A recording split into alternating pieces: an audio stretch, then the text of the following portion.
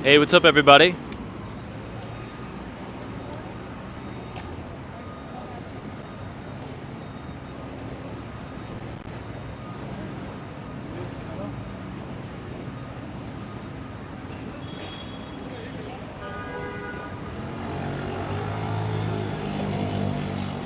Happy Monday. Hopefully you're all doing well. It's a beautiful evening in New York. It's actually not too cold. It was a beautiful day. This is probably the best fall we've ever had on record. It's nearly mid-November, and it's been beautiful blue skies, sunny, pretty much every day. It's been awesome.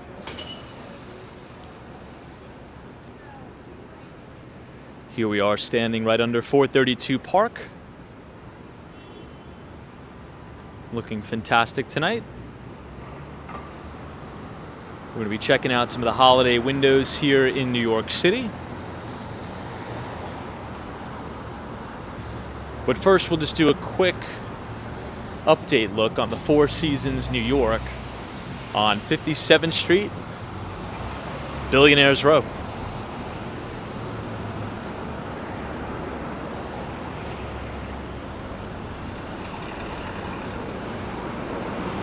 Hey, I see JC, New England Crypto. What's going on? I'm sure you guys are quite happy. Professor Dario, welcome. I see Alan is here. Happy Monday, everybody. And we're probably going to hit $90,000 Bitcoin while we are doing this live stream. So I'd just like to congratulate all of the Bitcoin bulls. You know, and I got a really, really nice email today from someone saying, hey, I've been watching the stream, reading the newsletters, and even though, you know, nothing we say is intended for financial advice, you know, a few of you have, you know, messaged me that you've made some life-changing money this year based upon some of the stuff we've been talking about. So congrats on that. That's what we like to hear. That's what we study and prepare for. So that's awesome. I love hearing stories like that. I think now Bitcoin is what, 88,000, something like that? 88,200. Anyway, this is the corner of 57th Street and Park Avenue. But look at how cool this shot is here. What you're looking at is 425 Park, and you have the beautiful moon just off to the right. I see John Sunderland. Hey, Charles Hong, always a pleasure. Middle Age Grind, Oh Wise Owl, thanks so much for joining us. Chris B, cheers to you. Dave in Maine. Hey Dave, hopefully you're doing well up there in Maine. And perhaps it's a little bit chillier up there as opposed to here. I'm wearing a t-shirt. I'm literally walking around in a t-shirt tonight. But you guys want to see something cool? This is the Korean consulate here.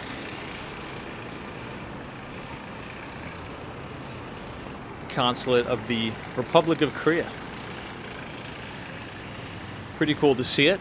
We're going to walk to the other side and we'll make a left to see the front entrance of the Four Seasons Hotel. I see Rich says hello from Richmond, Virginia. Good to see all of our viewers from Virginia. Welcome to the Upper East Side of Manhattan. UniJ23 is joining us. Greetings. Cheers to you.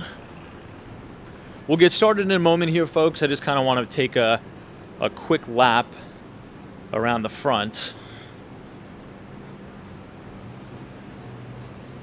of the Four Seasons Hotel just to kind of get a quick look at it. Maria S. is here. What's going on? New England Crypto, Jen Claus. Good to see everybody. Terry's here from Buffalo, I think. Buffalo, New York. Look at this. So this is the main entrance. This is the front entrance to the Four Seasons Hotel. You have the Canadian flag flying. Shout out to Canada, as well as the U.S. flag here. Troy Atman says, Tom, Bitcoin and Tesla keep running wild. Yeah, I mean, Tesla's been having a monster move. We've been talking about how that stock bottomed in April. And here's the funny thing. Yeah, and we'll talk about this tonight, but the way Tesla moves, the move hasn't even gotten started yet, right? The move starts when you hit new all-time record highs. And I believe we're about 50 points away from a new all-time record high for Tesla. I mean, that's a chip shot, right? That's a chip shot away. So, yeah, I mean, we'll cover all of that. There's a lot of moving parts, lots of stuff happening in the market. But first, everyone, we'll just do the quick nightly audio and visual check. If you guys can hear us. Also, if you could check the quality of the stream if we're streaming in 1080p. Just go ahead and leave a thumbs up in the chat, and we'll go ahead and get started. We have a lot to cover, lots of major market movements,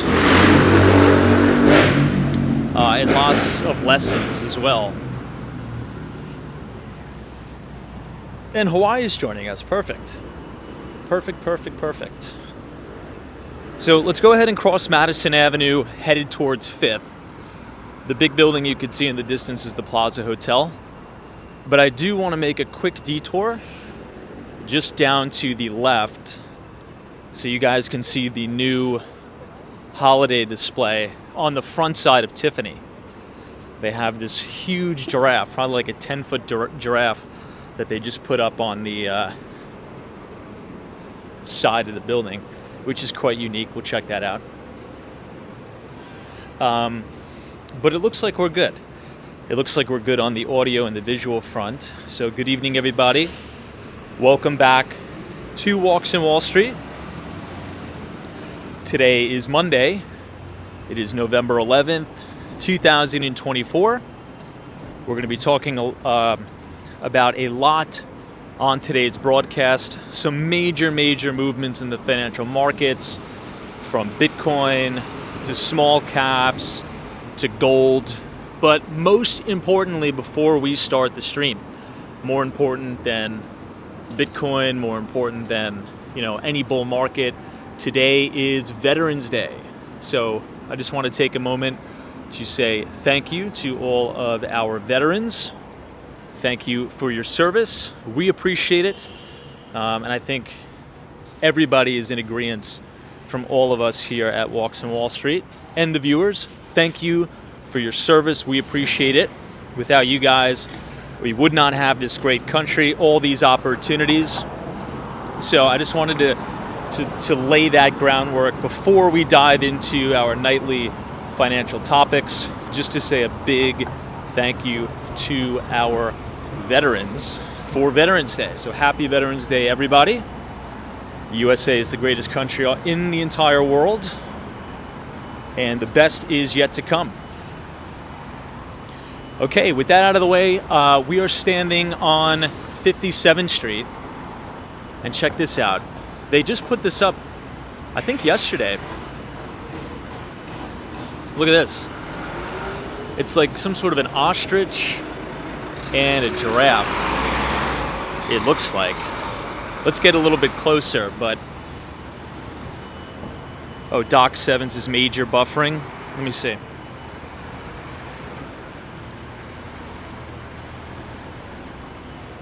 What about now?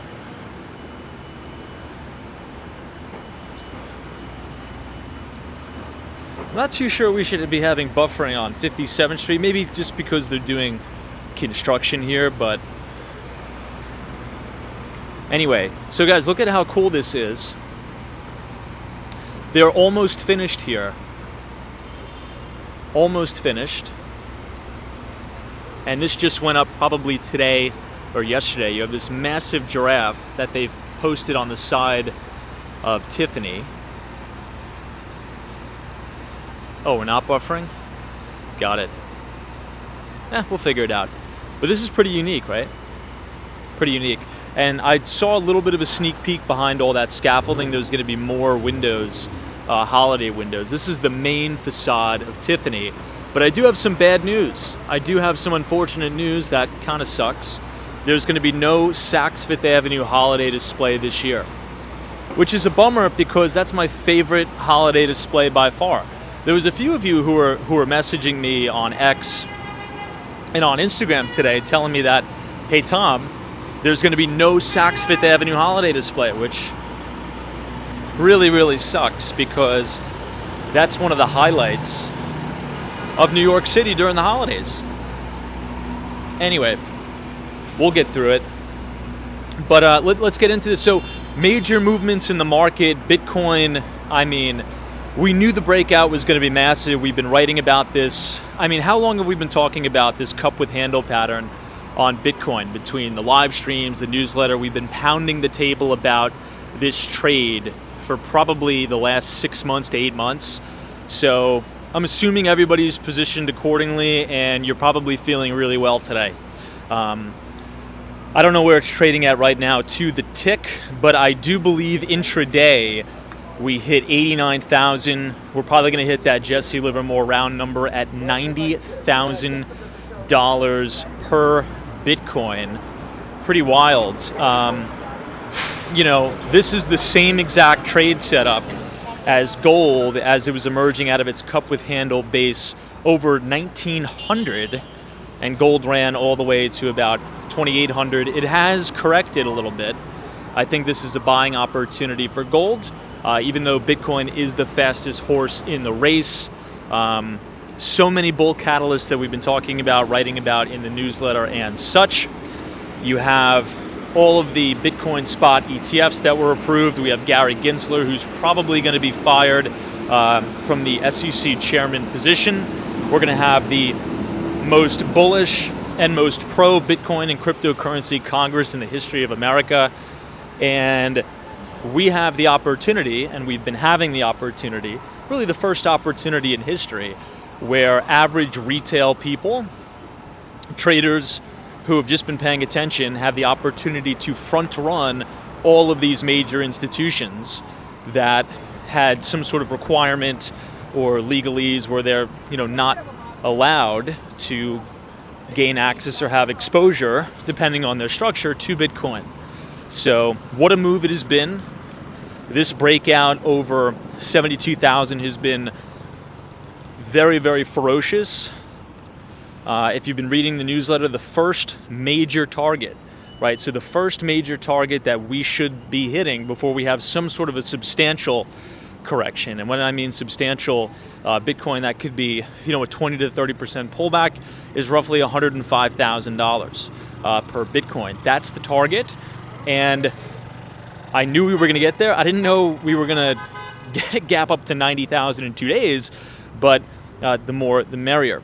So when you have these type of very ferocious breakouts here on thunderous volume, we haven't seen volume like this in the history of Bitcoin, particularly in the ETF market. I think it did $1 billion in overall turnover yesterday, on Friday. It's probably going to do another $1 billion today.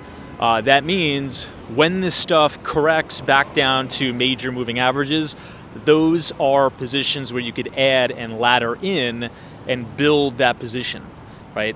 In terms of stocks, MicroStrategy, ticker symbol MSTR. If you're following us on the X platform, you could follow us at Walks Wall Street as we cross over near the Sherry Netherland Hotel. MicroStrategy today hit its first new all-time record high since the 2000 dot-com bubble. And I posted a monthly time frame, a monthly chart of MicroStrategy last week. And I said, this thing looks like it's about to go parabolic and really, really gap up here. It's been carving out a multi-decade base. Today, we just broke over the 2000 swing high since the dot-com crash. Kind of crazy, really, really wild action. Now, MicroStrategy is a software company, but they're now essentially just a big Bitcoin ETF, pretty much. It's just like essentially a sovereign wealth fund of Bitcoin. And they're going to continue to issue debt to go into the market and acquire more Bitcoin. Last week, I think they acquired over, what was it? What was the exact dollar amount that MicroStrategy acquired last week? I think it was over $1 billion at an average price of $74,000. So my bet is that you're going to continue to see companies adopt this strategy. Okay, you're going to see major Fortune 500, major Fortune 50 companies, and large sovereign wealth funds establish some sort of a Bitcoin standard and gain exposure to this asset. Problem is, Bitcoin hit an all-time record low in terms of the availability of Bitcoin on exchanges. So we are in for a major supply shock. And that's why you see these $8,000 candles per day, just because, basic supply and demand, there is no supply. There is none. We've been pounding the table about this for a while. And it is of my view that in time, I think within my lifetime, if you meet somebody who owns one full Bitcoin, they will be within the top 1% of the 1%. It'll be so scarce and so unheard of to even come across a single person who owns a full Bitcoin. That is how scarce this asset is. So plan accordingly there. Oh, look at this. What is going on here? We're outside of the Plaza Hotel. They finally put up the Christmas decorations, and I think there's some sort of a movie premiere going on. So we might as well walk over there and check it out. I'm going to try to zoom in on kind of what kind of car this is. You guys see these two cars here? This one and that one? I'm assuming it's for that movie premiere that's going on adjacent to the plaza. But we also have to talk about some notable stocks. Tesla, ticker symbol TSLA, was up another 9% today. That's going to gap and go, and that's going to start to run away too. Now, keep in mind, right, as we talk about Bitcoin, the overall holdings now, or the asset value of Bitcoin on Tesla's balance sheet, crossed $1 billion. So take that into consideration when you are evaluating companies. The overall asset holdings of Bitcoin is going to play a key role here moving forward. Check out all the Christmas trees here.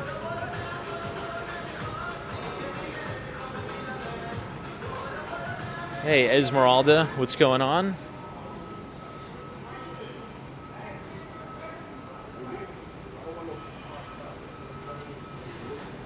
I'm just trying to read what this says. Spellbound appears to be some sort of movie, I guess.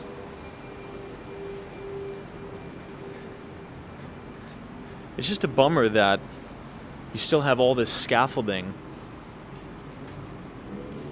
all over the plaza, but it does look really pretty.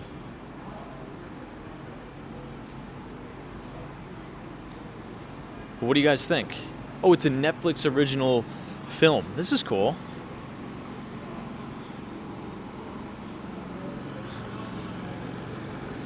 What do you guys think? Oh, Professor Dario, I didn't know it was your birthday today. Happy birthday to you. Hopefully you're doing well and enjoy your day. Looks like there was some Netflix movie premiere here today. We'll walk over and we'll get a closer look. I see Hang With Mark Mom is here, Jen Claus, Mike G says, what's up, Tom? The city looks good tonight. Yeah, the city looks beautiful. The weather, I mean, I can't even get over how amazing the weather has been in New York City. This is probably the best fall we've ever had in the history of New York. It's been bright sunshine and very, very mild temperatures. This has been the best weather ever. I was kind of joking with a buddy. I was like, I'm going to have to sell my house in Miami because there's going to be no need, just because the weather is so fantastic here. Hey, Dale, what's going on?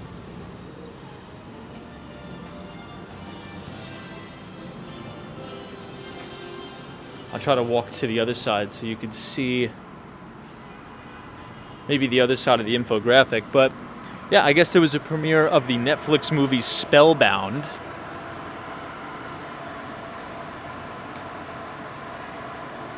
I know, Neighbor Bob says now it's going to snow tomorrow in New York City. I mean, seriously.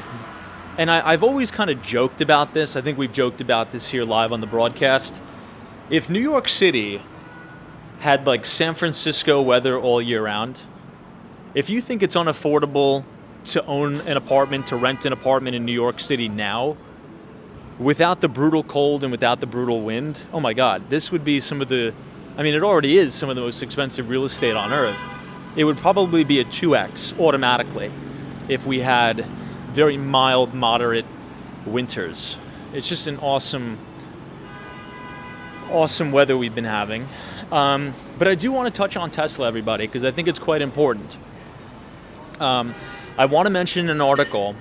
This was this week's, right? Even though this week, the cover story of Investors Business Daily was Sunday. You've got to read the cover story of IBD talking about lithium and talking about the supply and demand metrics for lithium as it relates to EV manufacturing and battery manufacturing. And it was a very interesting thesis that was laid out. Now, I don't really cover any of these mining stocks, but the thesis is interesting. The miners have overmined lithium, and there's a glut of supply on the market right now. But if you look at the disparity between a lot of these EV stocks, particularly Tesla, right, starting to break out, starting to get into a really nice bull trend here, Tesla will hit new all-time record highs. Okay, it's 50 points away from a new record. It's going to get there. The demand for EVs are growing, but not only EVs, the demand for standalone solid-state battery storage is growing. So maybe there could be a little bit of an interesting trade there with some of these lithium miners. But the reason why I bring it up is the following. Many people, right, when they're talking about Tesla as a company, should I buy the stock? Should I sell the stock? Should I not get involved? They think about it from a standpoint of Tesla as a vehicle manufacturer and not from the business of the energy generation and the energy storage business. That, in my view, is the real bullish case for Tesla as we're walking right outside of the Plaza residences. So if you own a unit or you rent a unit at the Plaza Hotel, this is where you enter, which is the One Central Park south side. We'll just get one quick look at some of the Christmas decorations. But that is the fastest growing business at Tesla. It grew 50% year over year in terms of revenue, and it's maintaining 30% plus gross margins. So just alone, right, I want everyone just to kind of put to the side the EV manufacturing business for Tesla, and let's just kind of focus on the energy storage business, because that is going to be a multi-billion-dollar standalone business in and of itself, right? In the article, it was stating that some of the problem with these renewable energies, particularly solar, is it's good when the sun is out, but when the sun goes in, there's a problem. And the only reason why there's a problem is because we do not have the technology or the capacity to store that energy. So a lot of times it's wasted. But with this new technology, we're going to be able to produce massive amounts of power, clean power through solar and the like, and we're going to be able to store it on premise in these massive batteries for distribution at a later date, at a later time. So that's the main focus, right? As the media and kind of everybody is getting all, politically charged about Tesla and just saying, not everybody's going to buy an EV. I'll never convert over to an electric vehicle. I only want to have a regular ICE engine. That's fine. The vision for Tesla, right? The growth story for Tesla, the reason why it deserves and it demands those crazy multiples as opposed to a traditional auto OEM like Ford and the like, is that energy storage and generation business and the big data play, okay? So as you're trying to justify these valuations, don't try to valuate the stock or don't try to evaluate the company as a traditional auto OEM, right? Think about the massive total addressable market with robo-taxis. Think about the massive total addressable market for energy generation and storage. Think about the massive total addressable market for self-driving and Optimus, right? That is the key. And as of right now, the market is starting to price those valuations in accordingly now that we have, going to have, right? It's not done yet, but we're going to have some sort of a change of power between the presidential administration. So any thoughts on that? Because I know, and this is why I like to have these conversations on this stream, because not everybody who watches this show is an Elon fan. I actually think we're split 50-50. Not everybody who watches this show likes Tesla. Some of you are bullish the company, some of you are shareholders of the stock, and some of you don't like it, and some of you are short sellers. So I want to know what you think. Again, Tesla stock was up about 9% again today, and 50 points away from a new all-time record high. Daniel J says, I'm definitely not a fan of driverless cars. Esmeralda says, I'm 50-50 on Elon. Reggie44 says, Tesla will ultimately be a major AI company. Elon will be an unofficial advisor. Peter says, many of the EV car batteries that are unable to power the car have enough power capability to be used for home energy storage. They recycle the car batteries for that purpose now. I think actually you sent me an article on that, Peter. Is that correct? Somebody sent me an article on that. It was probably you. This is Central Park, right across the street. You always get a nice cold breeze coming off Central Park for whatever reason. Sabrina Ferris here. JC says Elon is from my country. Oh, that's right. Yeah, JC is joining us from South Africa. Welcome. Joel PM says, Tom, I like Tesla stock, but would rather drive a BMW for the ultimate driving experience. Hawaii says, not a fan of Tesla. It's not because of Elon, but I'm also not a fan of his. Don't fight me. No, I mean, I think that's been one of the major, if you read multiple equity research reports on Tesla, that is one of the main risk factors to the stock. They actually, many analysts put that in to their reports, just how polarizing of a figure Elon Musk is. So that's a very valid point. Like, I just so happen to like Elon Musk a lot. It doesn't mean my opinions are projected on everybody else's. A lot of people don't like the guy, and I get it. The big question is, right, the multi-million-dollar question is that a significant risk factor for the stock? I don't think so. I actually think that fuels the fire for more explosive moves in the stock.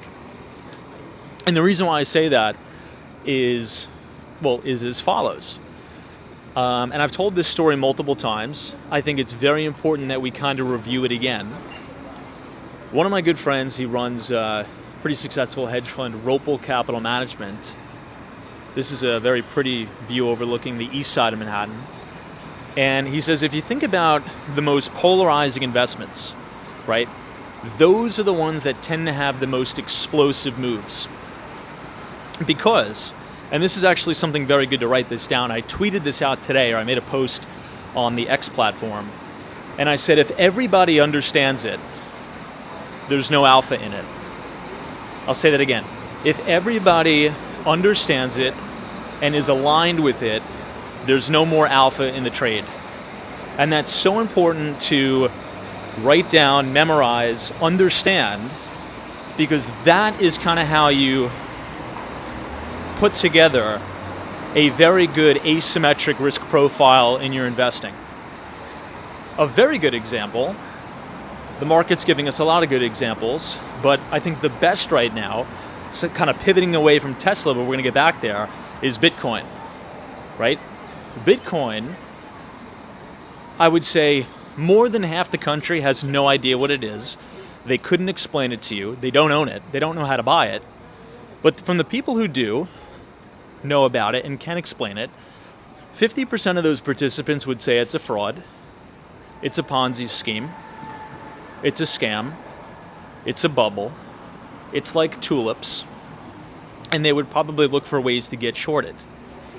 The other 50%, which is another good example, someone like me, who thinks the complete opposite, who thinks it's going to overtake gold's market cap, which it will. We flipped silver today. It's only a matter of time before we flip gold.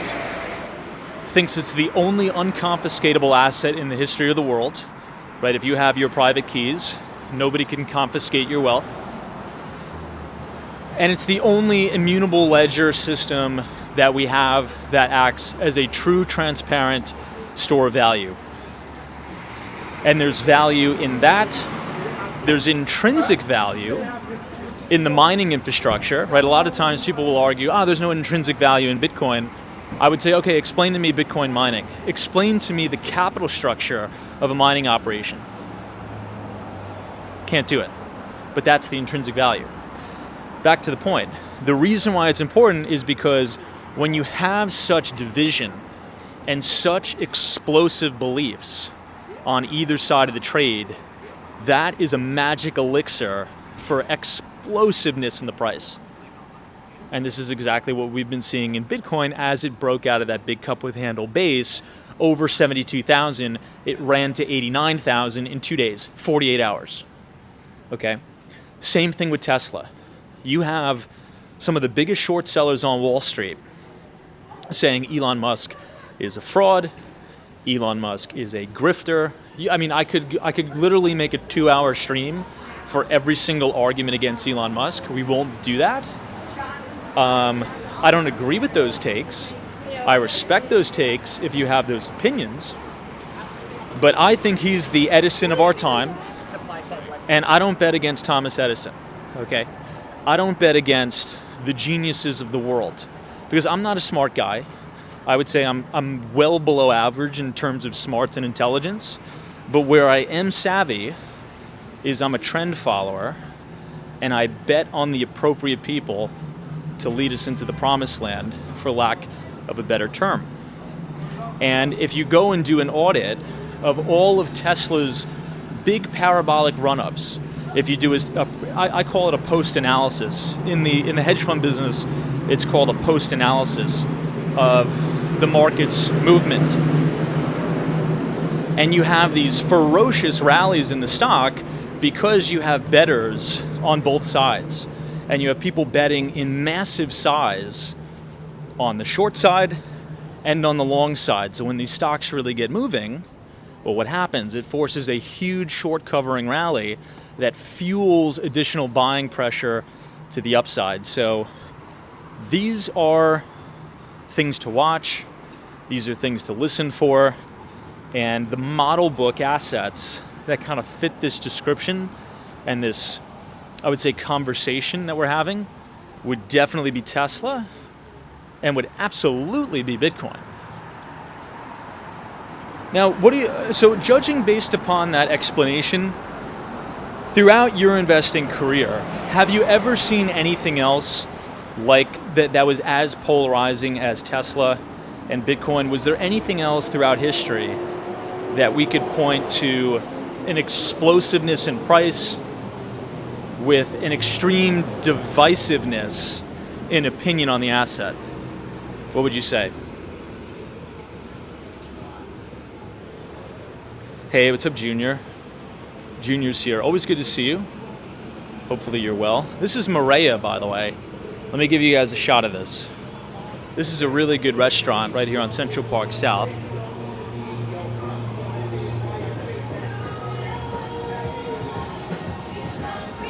Stephen Bates says you don't think so. Reggie 44 says Bitcoin miner stocks doing good also. Mara to the moon. I don't own any of the Bitcoin mining stocks, surprisingly. Chuck Rumsford, that is a very good point. Chuck Rumsford, wow, Chuck. Chuck says GME, GameStop. And you know what, Chuck, you're absolutely spot on. And in terms of GameStop, one of the people who are very, very against on the other side would be someone like me, right? I really refuse to talk about it, refuse to pay attention to it. I think the whole thing is ridiculous. But there's some people out there, to Chuck's point, that are obsessed. It's like a cult. You talk to people about GameStop or any of the other, what are they called now? Meme stocks? That's kind of the terminology the kids are using. The meme stocks. Like AMC is another one. You have almost like a cult-like following. And I'm not trying to paint that in a negative context. I'm just trying to give a broad description. But that is another one. I mean, think about the explosive moves in GameStop, right? GameStop, caused by those short squeezes. Same thing with AMC. So that's another really, really good. That's probably a better example than Bitcoin, actually, because it's a more broadly known about example. It's very, very good. Old Tape Archives is Robinhood. Now, in Thursday's newsletter, everybody, we're going to be doing a little bit of a comparative analysis on Charles Schwab and Robinhood. And I think you guys are going to like this because I've been doing a little bit of research into the original IPO. So right when Charles Schwab IPO'd, I did a whole historical analysis on earnings growth, on revenue growth. I provided some excerpts from Charles Schwab's book, and I'm overlaying it, and I created a model to overlay that model on Robinhood stock. And I think you guys are going to be absolutely blown away. It may blow your face off when you read this. If you want to read it, I'm going to release it to the public on Thursday. So if you want to subscribe to all of our financial research for free, you could scan the QR code on your screen, punch in your email, and it'll take you to our Substack, again, the Behind the Street newsletter. So we're going to be talking about a lot, but I think the comparative analysis of Charles Schwab, when that discount broker-dealer first went public, and doing a comparative analysis overlay between revenue estimates, growth velocity in revenues, and earnings, it's very surprising, and it leads me to believe, and this is a person, this is coming from a person that does not like Robinhood. Robinhood is the millennial Gen Z generation of a Charles Schwab, and the company will probably follow a similar trajectory to Schwab. So I will be releasing that on Thursday.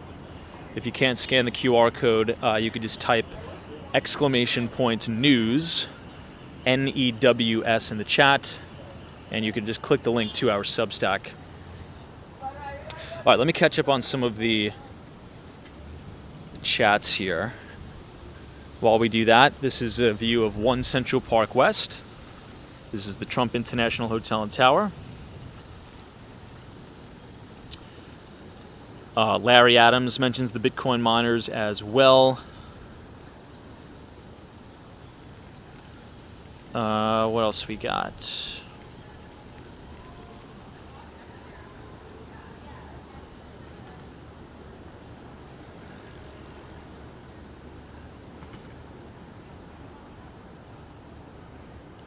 Ethan G, what's going on? Cruz says Tesla owns a crap load of Bitcoin. Yeah, and I think today, the total valuation of Bitcoin on Tesla's balance sheet crossed $1 billion. So Tesla has $1 billion worth of Bitcoin, and that is definitely to be watched. Now, do we have any updates on Microsoft? Remember, Microsoft submitted some documents to the SEC saying that they were going to be voting on whether they were going to be taking some cash on the balance sheet and allocating that to Bitcoin. Does anybody remember that? They're probably going to vote it down, but I think they're crazy if they vote it down. Look, I mean, my view, not to kind of talk, I know we kind of hammer on Bitcoin every night, but this is making historic moves, right? Slowly but surely, and I've been involved in Bitcoin since late 2013, early 2014, right? I remember watching Bitcoin cross $1,000 for the first time. I remember Bitcoin crossing $5,000 for the first time, and my head was like exploding. I'm like, what? Bitcoin is $5,000 a coin? There's no way.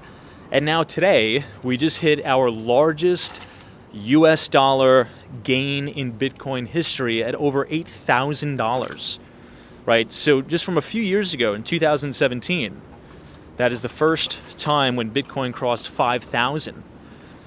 Fast forward to 2024 on November 11th, Bitcoin gained $8,000 in one day, right? So I think what's going to start to happen, right, and I've been seeing this trend since 2014, in institutional investors slowly but surely start to adopt, and they put one toe in the water, they get used to it, they test things out.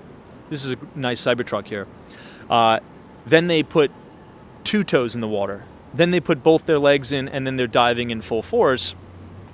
And then you start to have this big mad dash all together where you have, strategic Bitcoin reserves set up for nation states, family offices get exposure, but not everyone's on board yet, right? There's some family offices that I've talked to personally where I've been talking to them about, you should allocate at least 1% of the family office net worth to Bitcoin. And I've been saying this since, 14,000, 16,000.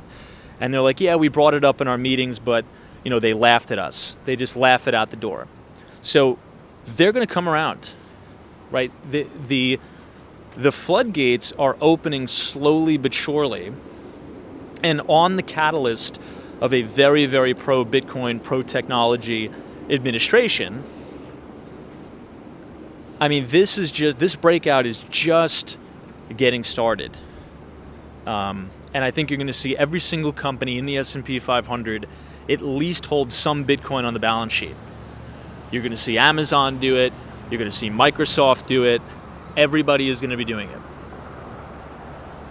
This is another good shot of 1 Central Park West. This is looking directly down to Columbus Circle. But let's take one more quick peek at the roundabout at 15 Central Park West here. And then we'll start to talk about equities. I really, really want to hammer on small caps today because the Russell 2000 is literally a friggin' chip shot away from a new all-time record high, which is crazy because interest rates are still rather high. Even though we're in an easing cycle, right? Last week we got a 25 basis point rate cut, 75 basis points worth of cuts so far this cycle.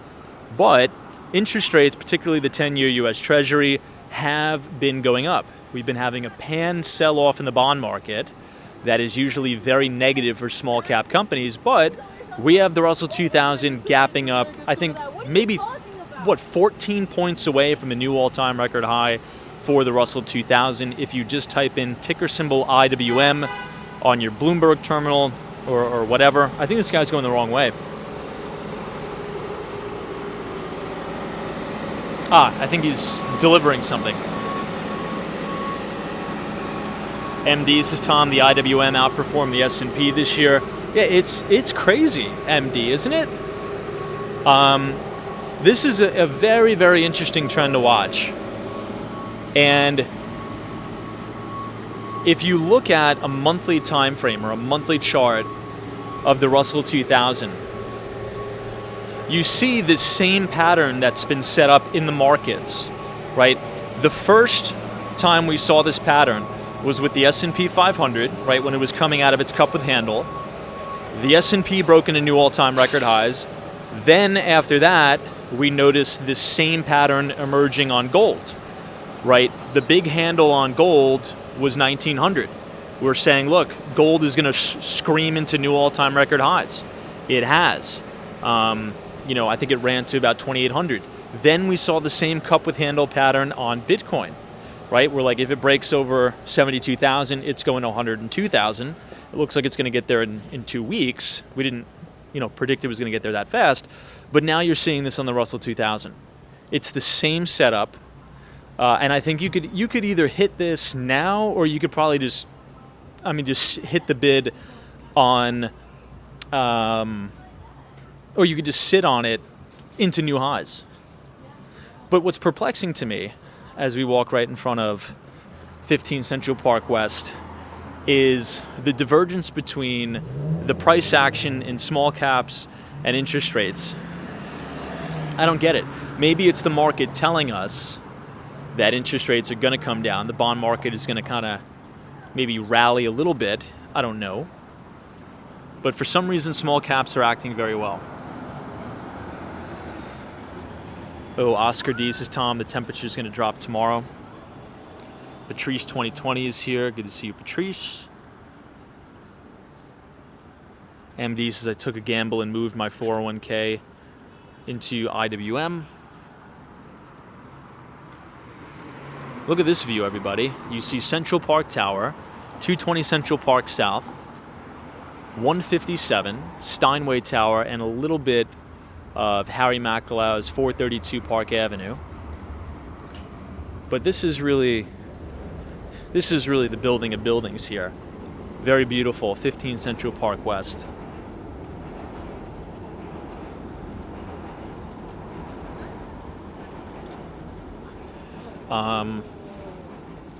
Chris B says, Tom, do you think Ethereum will ever catch up to Bitcoin? I think Ethereum will make a new high this cycle. I just don't own any.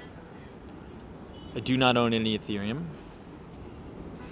I don't even have any money left to make any new positions. I am 100% invested. Like, it's, I've been watching and rewatching these, like, for the past 6 months, these, Stan Druckenmiller interviews. I've been reading everything Paul Tudor Jones has ever written, everything George Soros has ever written, and they all say the same thing. When you see a fat pitch, right, they call it a fat pitch, like in baseball, you got to step up to the plate and you just got to crush that thing into left center field, right?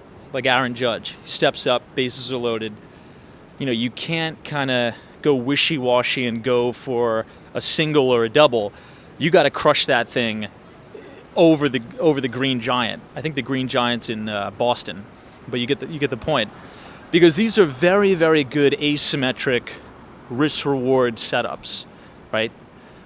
So if you're all in, right, and make very, very concentrated bets on things that you're very well versed in, with a favorable asymmetric risk-reward profile, where to say, okay, if this doesn't work out and I get stopped out at 8% and I blow the whole position out down 10%, but the upside is 70% gain, 100% gain, right? So I don't even have any money to make any new positions. This is the Hotel Empire sign here.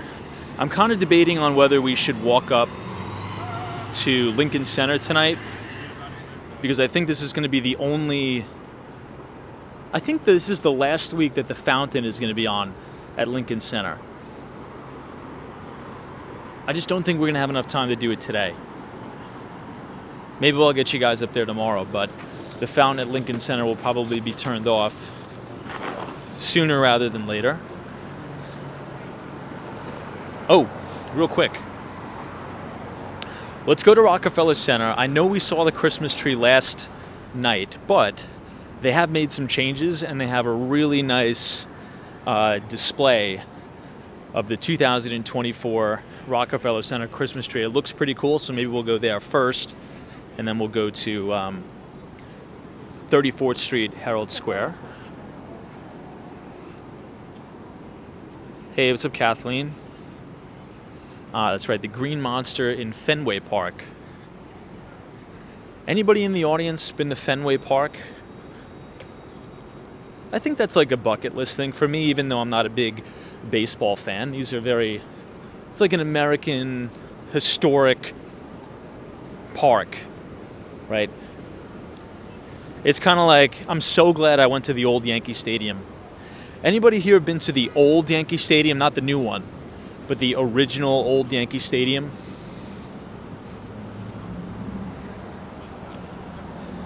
Al Baker says yes. New England Crypto says yes. Hawaii says you've been.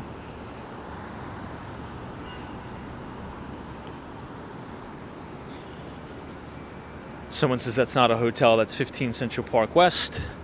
Incorrect. This one is 15 Central Park West. The one that says Hotel Empire is Hotel Empire. 15 Central Park West is one of the most sought-after apartment buildings in the city. It's actually home to the former CEO of Goldman Sachs, Lloyd Blankfein, who made a guest appearance on Walks on Wall Street 3 weeks ago now, right here. We were catching him as he was about to walk into his apartment.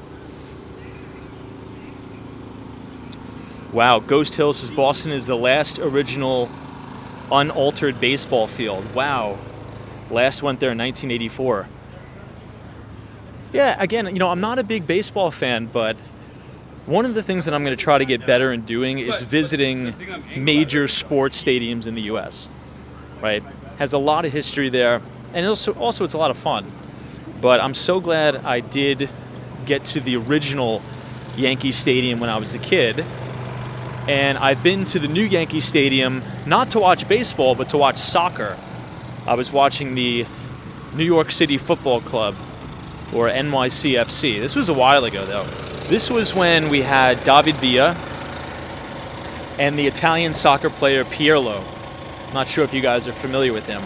But I was at a game, and I went to watch David Villa and Pirlo, who's a World Cup champion. That was a great game. I'm trying to think of what year this was. This must have been 2015 at Yankee Stadium. Old Tape Archive says yes. I was too young to see the old Yankee Stadium before it got gutted in the 70s.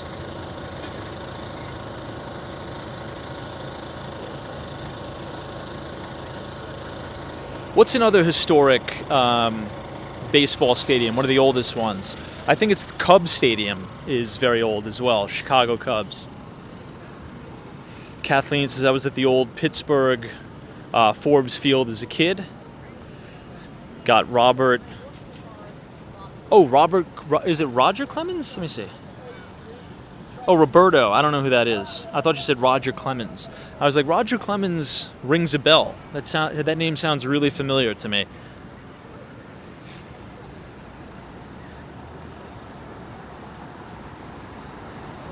Stephen Bates has visited the stadium in Toronto.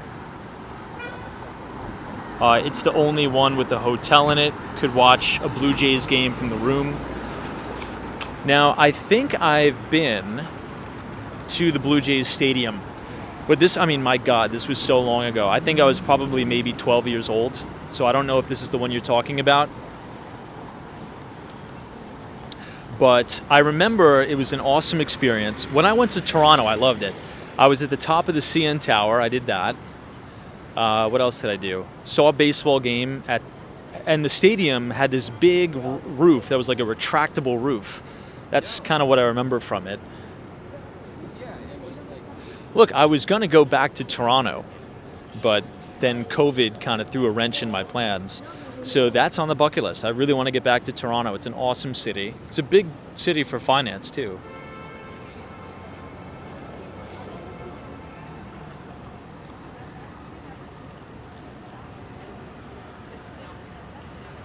Kent's Rose Bowl is amazing. Played there 3 times. That's unbelievable.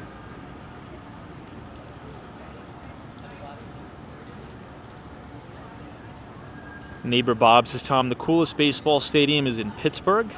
It's the Pirate Stadium. Awesome views. I'll have to check it out. Cloud9. Now, I was also recently at Marlins Stadium. Oh, no, excuse me, not Marlins Stadium. I was at Dolphin Stadium in Miami, Florida. I don't know how new that is, but it looks pretty new, and it's very, very cool.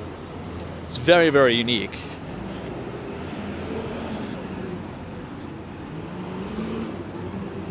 Carl Roth says, Tom, if you come to Toronto, I'll show you around. I'm down. I really want to get back to Toronto. That's on my bucket list. I just want to get back to Canada. Terry says, I live 5 minutes from Bill Stadium. Traffic must be crazy during game days. I could imagine. Buffalo is a huge sports town, particularly, obviously, the Bills. Silver Mine says Nashville is getting a new stadium.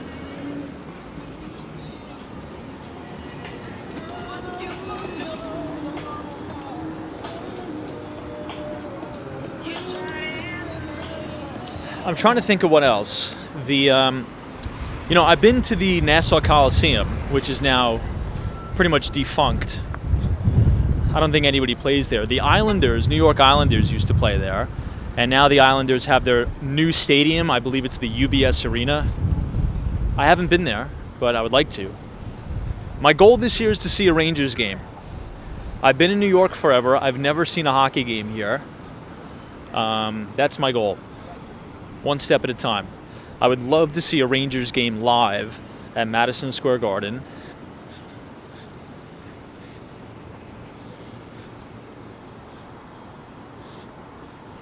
Sonny says, Tom, are you excited for the World Cup in 2026? Oh my God. Yes. I'm going to the World Cup in the U.S.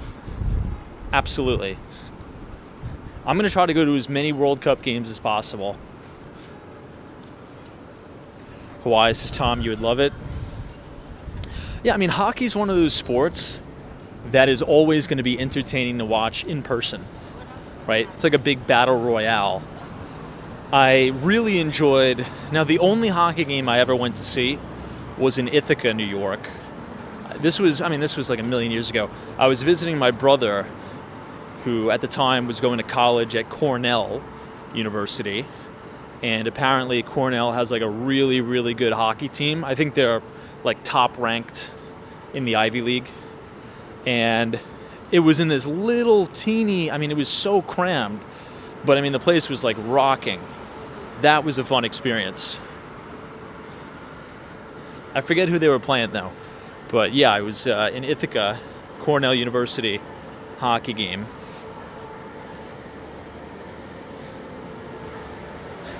Roberts is go to see the Tyson fight. Yeah, that's with Jake Paul. The Paul brothers. I don't know how I feel about that though, because... I don't know. I mean, they're both grown men. They can make their own decisions, obviously. They're probably set to make multi-millions of dollars from this fight. But I feel as if that's a little bit too dangerous for Mike Tyson. I mean, he's an older guy now, you know? And this up-and-coming kid, I mean, he's a kid. He's like, what, 24 years old? I mean, he's a fighter, man. You know, a lot of people kind of used to goof on him because, you know, he was like a YouTube kid making like younger targeted content, and then he was on the Disney Channel. But look, if you can sit home all day, you know, he has unlimited money, unlimited resources. If you sit home all day with unlimited money, unlimited resources to buy the best trainers in the world, you work out every day, you train every day, and you do that for 5 years, you're going to gain expertise in that field. So he's a big guy. Okay, I mean, I certainly wouldn't want to be fighting him. So will I watch it? Yeah, probably. Yeah, I'll probably watch that. Not live, but I'll probably watch it on Netflix for sure. Sam M says it all seems very corny to me. I mean, I get the allure of seeing Mike Tyson fight again, but I think he's just too old. You know, if you put a 50-year-old plus person up against, you know, a 24-year-old person who trains, it's just a different... I mean, who knows? Anything's possible, but you never know.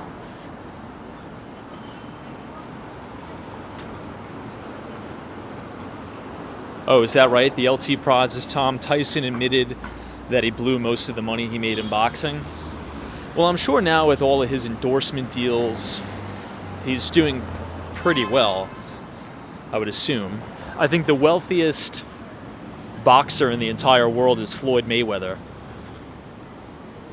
I think Floyd Mayweather just bought an entire apartment complex. It was either in New York or...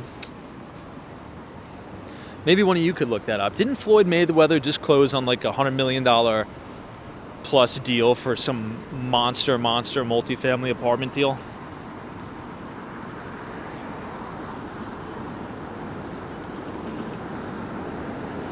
Alan says you should see his training videos. He can still, open a can of whoop ass for sure. I mean, I would obviously never in a million years step in a ring with Mike Tyson. Neighbor Bob says Mayweather is a huge sports bettor. I mean, I think over Mayweather's career, he probably made $1 billion in his fight career from his fights. I mean, speaking of celebrities making crazy money, I think Taylor Swift just set a record for the highest grossing concert tour ever. I think she is set to make over $1 billion from her most recent tour. So it seems these things just keep getting bigger and bigger and more scalable. Anyway, if you guys are enjoying the live stream so far tonight, feel free to leave a like on the video and click the subscribe button if you're new. We're now looking at 432 Park Avenue, but we're going to be crossing southbound and walking right next to Carnegie Hall.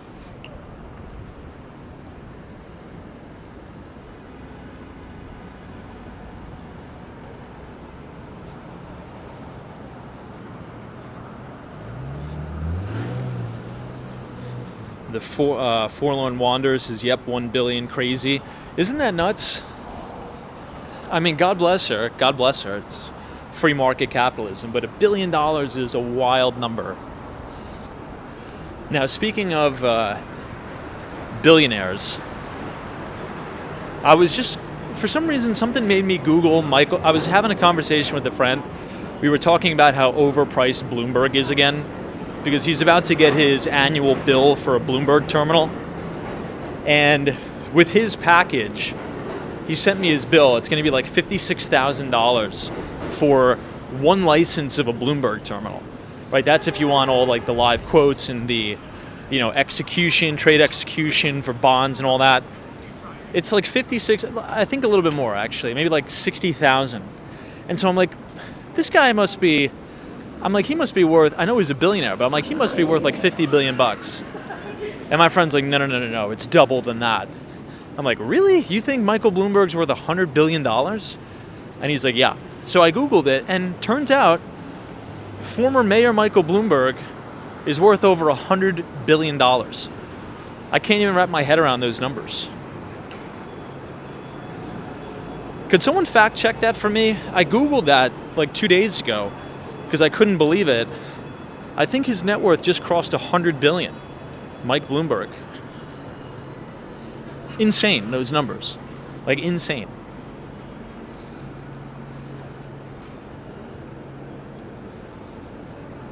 To put it in perspective, right?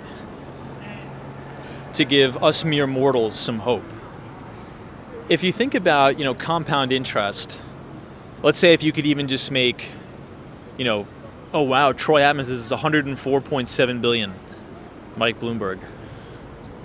But let's say if you can make, 6% on your money a year, right? Just a very modest, 5 to 6% on your money. Yeah. If you have a net worth of like $20 million, $25 million, a 5% draw on that, you really never have to do anything in your life.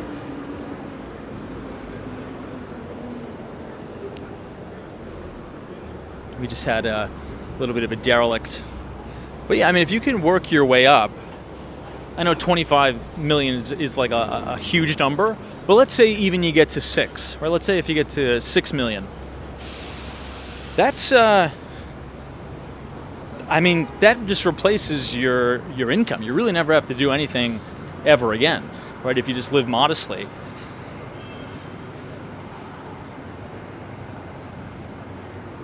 That little kid tried to snatch the microphone, but no cigar for the derelict.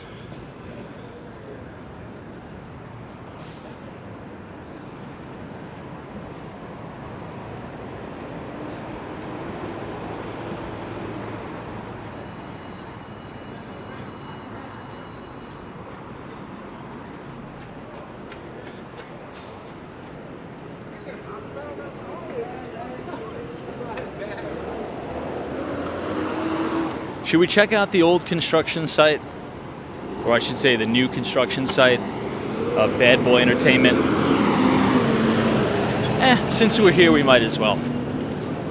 We might as well. Times Square is cool. This is like a mini winter village in and of itself.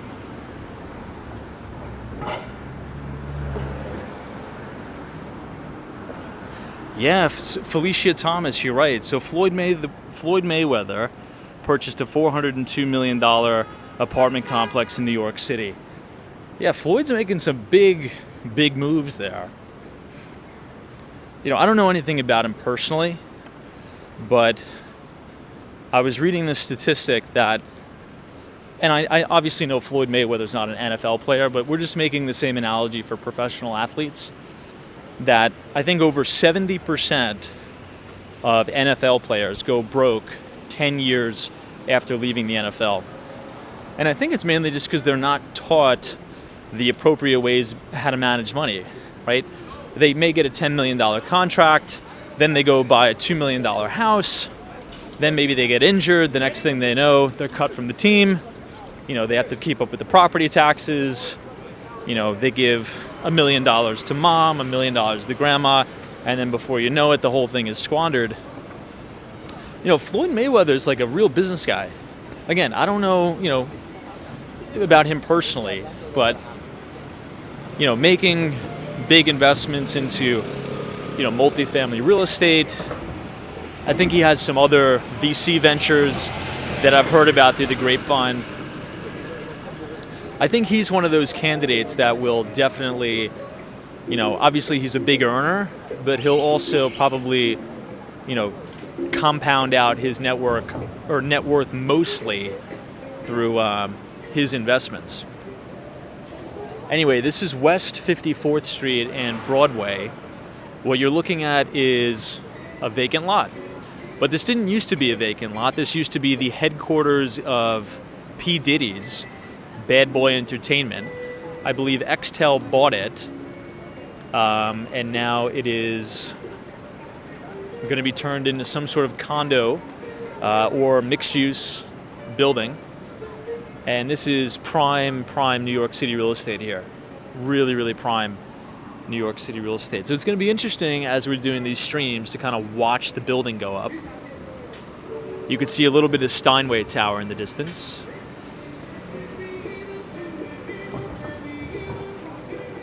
Alan's has just got an alert Amazon was breached. Seems to be employee info only at this time. Well, that means it's widespread, and that means probably everyone's account is compromised. So only employee data was breached. That is corporate speak for 5-alarm fire drill. All hands on deck. Massive breach. Similar to the other, I mean, we've been seeing a crazy uptick in cyber attacks and hacks. And, I mean, unfortunately, depending on who you ask, that's very bullish for the cybersecurity sector. Palo Alto Networks, CrowdStrike, Zscaler. I guess you could even say Microsoft. Now, as we talk about 2025, we're going to be talking about thematic investing. I think the main themes for 2025 will probably be as follows. It'll probably be Bitcoin and crypto, nuclear energy, and cybersecurity. And obviously the hyperscalers. And when I'm talking about a hyperscaler business, I'm talking about Amazon AWS, I'm talking about Google Cloud, and I'm also talking about Azure. Anything with a massive total addressable market that is a very scalable at high gross margins, that's the theme for the next decade. So cloud computing, artificial intelligence, and you're going to need nuclear energy, right? We had a brief discussion. About how Google Cloud, AWS, and Azure have signed agreements with power companies or pure play nuclear energy companies to provide on-premise nuclear small cell reactors, or just firing up old, defunct what is it called? I think it's 3 Points or Indian Creek. I forget which one it was.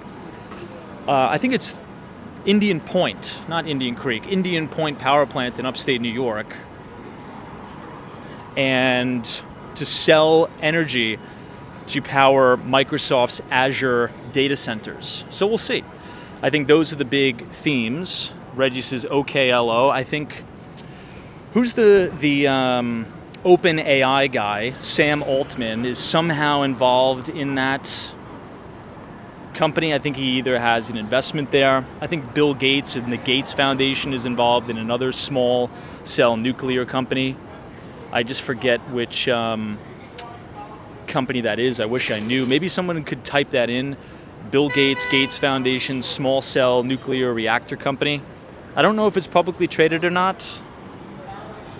Oh, it's 3 Mile Island is the plant that they're firing back up, says Harry Connor. I think you're correct. You are correct. Chris B says OKLO and NewScale are two that I'm in on.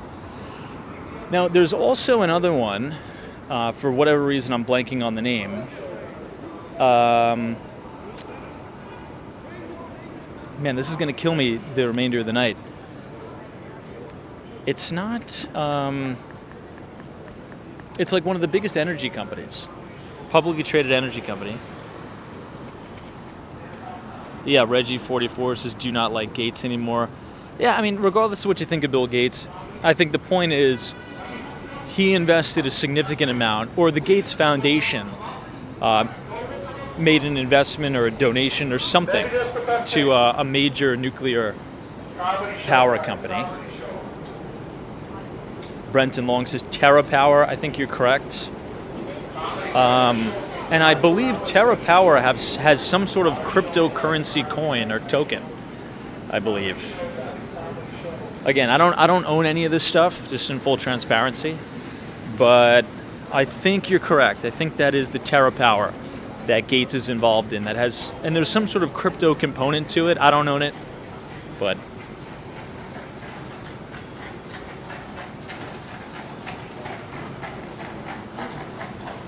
now, to review, I mean, the fact of the matter is this, right? Regardless of what we think about these people, right? We spent 30 minutes talking about Elon Musk. You know, you don't have to like the guy, okay? We spoke about Bill Gates. You don't have to like the guy, but they are smart people. They are geniuses, right? Whether you like them, whether you don't like them. The point I'm trying to make is all of the smart money seems to be moving towards this direction. To say, look, if AI is going to be as big as they say it's going to be, we're going to need more power. That power is going to come from nuclear power and small cell reactors on-prem. So I guess if it's good enough for Musk, if it's good enough for Bill Gates, if that's where they see the capital allocation as the move, then maybe we should kind of be paying attention. That's another one. Troy Atman says Sam Altman is behind OKLO.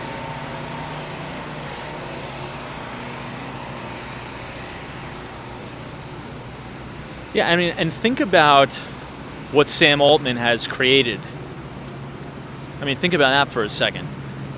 Right, OpenAI, GPT. So these people are operators. And it's very, very important that you bet on an operator.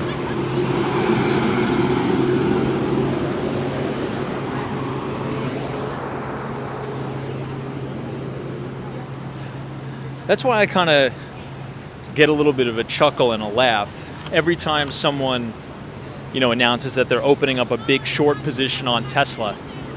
Even if you don't like Tesla as a business model, you shouldn't be betting against these geniuses, right?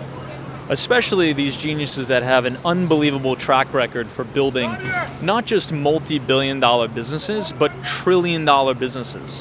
Okay, I don't want to compete against that. There's enough garbage companies in the market that you can short, okay?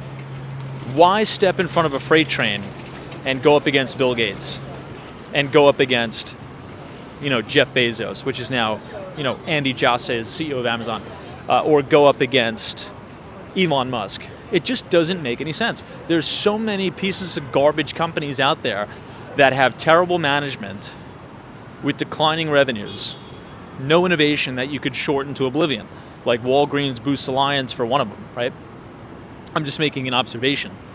But the problem is, I think a lot of people let their politics and their personal beliefs about people get in the way of their investing, right? Again, you don't have to like Elon Musk, but you're really going to put your hard-earned money to bet against this Thomas Edison of our lifetime? You're crazy. I mean, there's enough pieces of garbage companies out there to, pound into the pavement. I don't want to go up against Elon Musk. I don't want to go up against Bill Gates. I don't want to go up against Jeff Bezos. I don't want to go up against Mark Zuckerberg, Sam Altman. We could go on, right? These people are geniuses. They're operators. They're freaking killers. If anything, you want to ride their wave. It's kind of like, I was watching like a stupid video about dolphins. And they say that sometimes, I'm going to butcher this explanation, but what is the very, very front of a ship? So if you think about a cruise ship, is it the hull of a ship? It's like that big thing that sticks out. It's like a hull or something. Dolphins will oftentimes congregate right in front of a ship because it essentially rides that big wave that the ship creates. And they just kind of glide on that wave. And they don't have to do any work. They don't have to exert themselves. They just kind of ride that wave. You could think about those big cruise ships as Jeff Bezos, Mark Zuckerberg, Elon Musk. You want to be sitting right in front of that thing and just cruising and riding that wave, right? Anyway, weird analogy there. But here we are outside of Junior's Cheesecake. I'm debating on if we should go right into the belly of the beast. Maybe we will, because it doesn't seem too busy. But just real quick, if you guys are enjoying the live stream so far tonight, feel free to leave a like on the video, subscribe to the channel if you're new. Quick announcement, we will be sending out our free investing newsletter. We're going to be sending it out this Thursday, so if you like all of the financial talk, feel free to subscribe to our Behind the Street newsletter by scanning the QR code on your screen, punching in your email. We're going to send it out on Thursday, or you could type !news, NEWS in the chat, and that'll drop the link to our Substack. Again, we're going to be sending it out Thursday, covering a lot. Oh, look at this. They already put up the Christmas tree in the lobby of the Crown Plaza. Look at that. That's cool.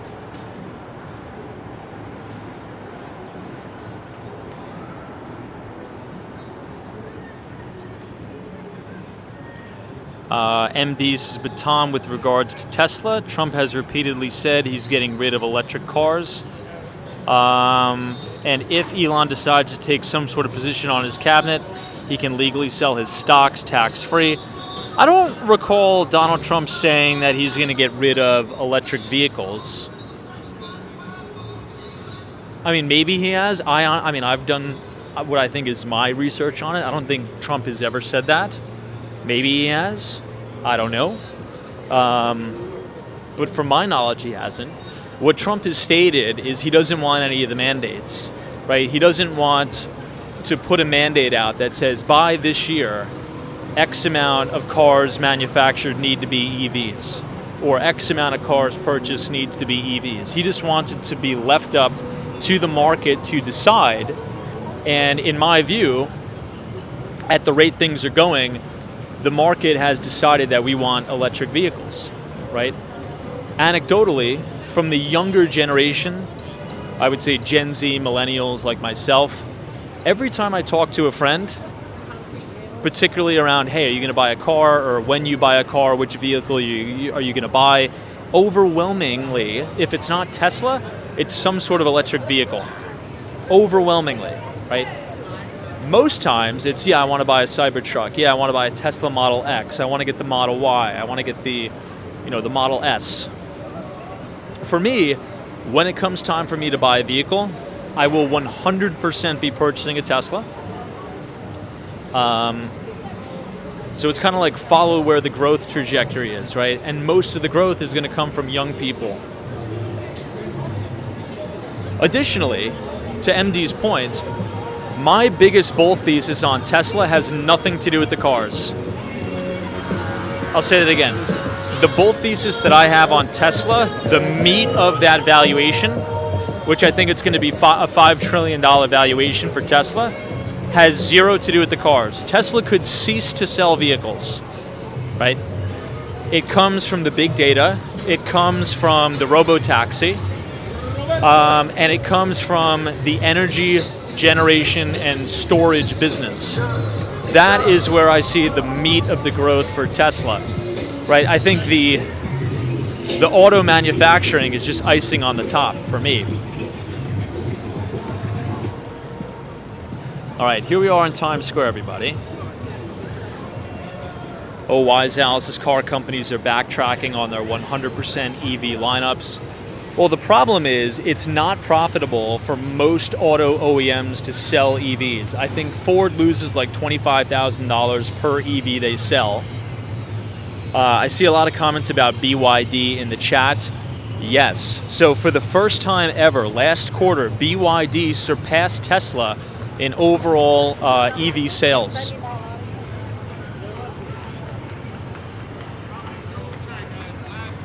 And many people view that as a negative. I view that as proof of concept. NYC Hiking Discovery says, I won't buy an EV, but I will consider the mixed hybrid vehicles is actually better than pure EV. That's a good data point there. Reggie says, agree, Tom, Tesla is not a car company. He said it himself. John says EV cars are just not there yet. Not enough charging stations. Generally speaking, I agree with that. And I think the government, we spent, $20 billion and we built one EV charging station? Something crazy?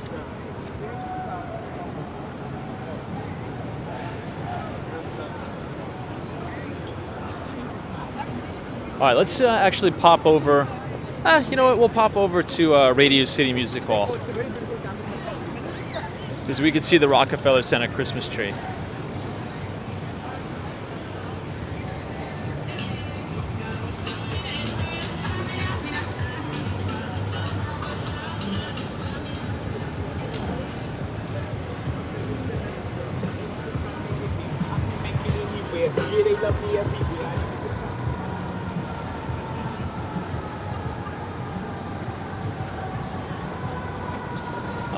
DC322.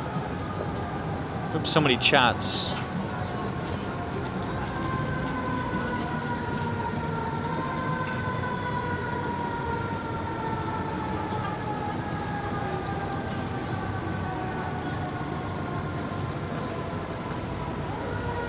All right, let's cross over here.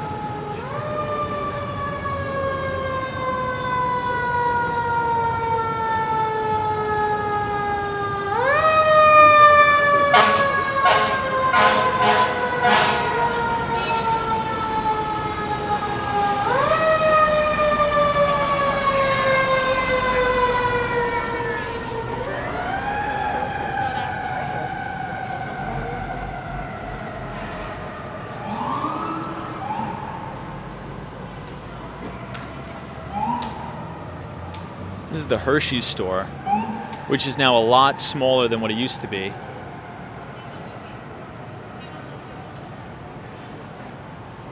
TK Porsche says the Tesla supercharger network is deep and nationwide and makes long distance travel feasible for Tesla owners. Cat and Mouse says don't eat the gum stuck under the subway rails. I know from experience. I'll definitely make a note of that.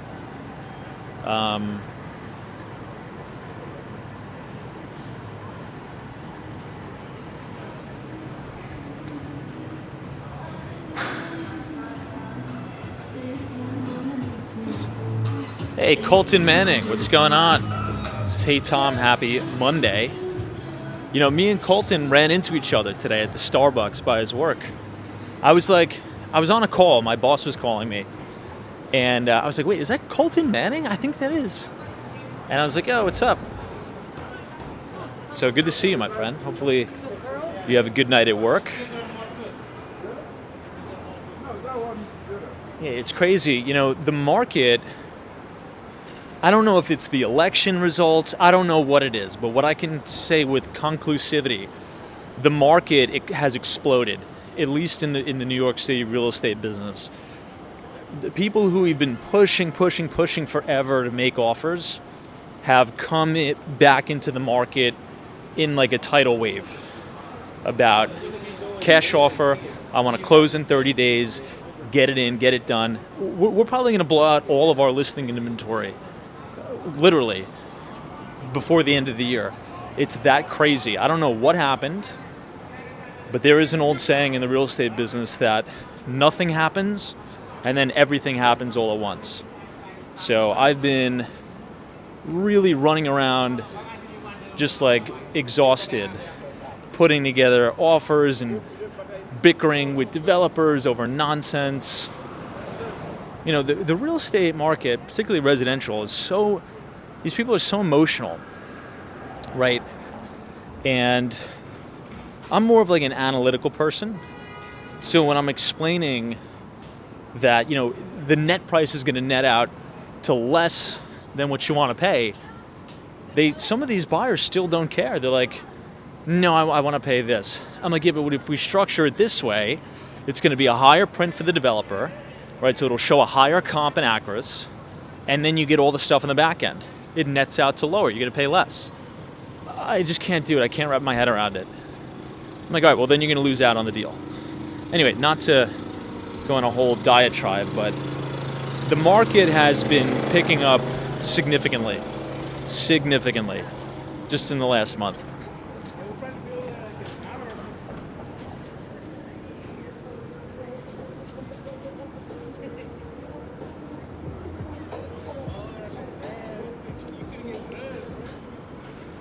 This is the News Corp building.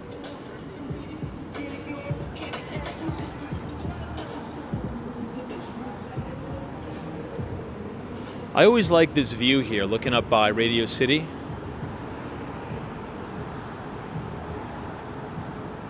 Running at altitudes as Austin and Miami has seen a boost in luxury sales. Now, there's this really, really nice building in Sunny Isles Beach called the Turnberry Ocean Club and Residences. Now, the developer is Jeff Sofer. That's Fontainebleau Development. I'm sure everybody knows Fontainebleau. I had a buyer for a full floor. You can look up the unit. I think it's 4808 or no, 4908. If you just Google Turnberry Ocean Club, Sunny Isles Beach, developer unit, right, fully furnished. It was listed for $19,599,000, and I said, "Look, you got to move on this because this is going to go." He's like, "No one's gonna buy that." I'm like, "No. I mean, you know, if we come in at, you know, 17 million cash, they're going to hit that deal.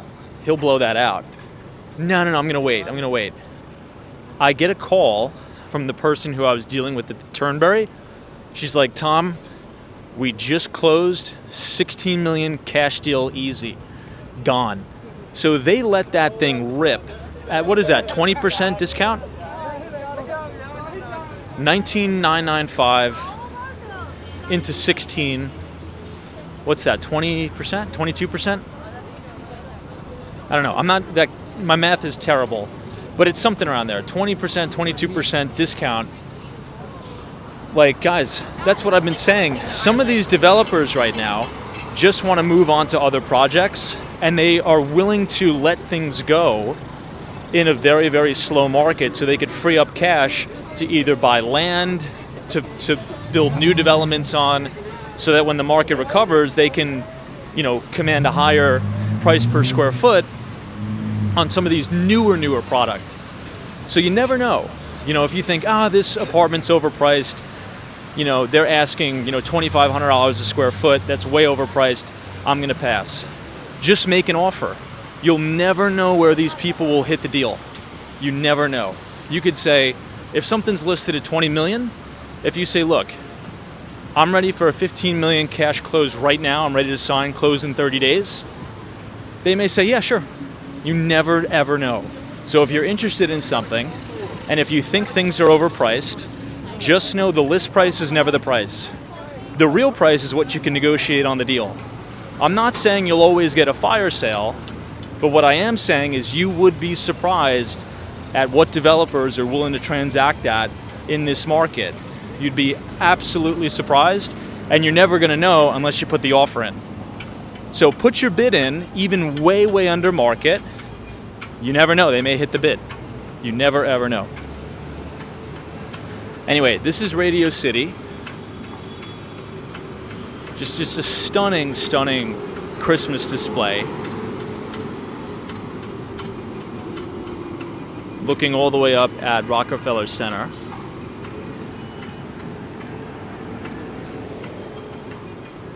Just standing here and looking at Radio City with all of its glory, it just makes me really, really blessed and appreciative, to live in New York City. It's such an amazing city. Maybe I'm a little biased, I get it, but it really is.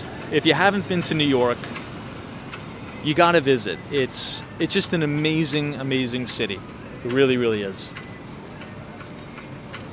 Hey, Pineapple Water, thank you so much for your very generous donation.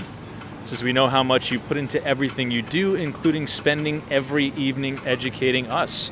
You are much appreciated. Well, I appreciate you guys as well. So thank you for your support. Thank you for your donation. And I think we're pretty close to 60,000 people here, which is wild. So maybe before New Year's, we'll hit 60,000 people on the stream. It's been a really fun ride. We've met I think we have a pretty good group here. So thanks for the support. And I do appreciate you guys coming out and hanging out every day. But damn, I mean, just 60,000 people is an insane amount of people. So it's very humbling, and I do appreciate everybody.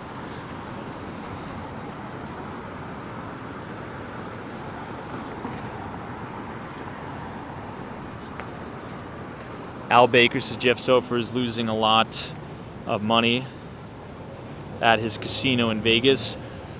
Well, I have, I don't know, maybe I won't want to comment on what I was about to say, but I think he's going through some personal battles or something. Maybe that's part of the reason. But I don't want to dive in anybody's personal life.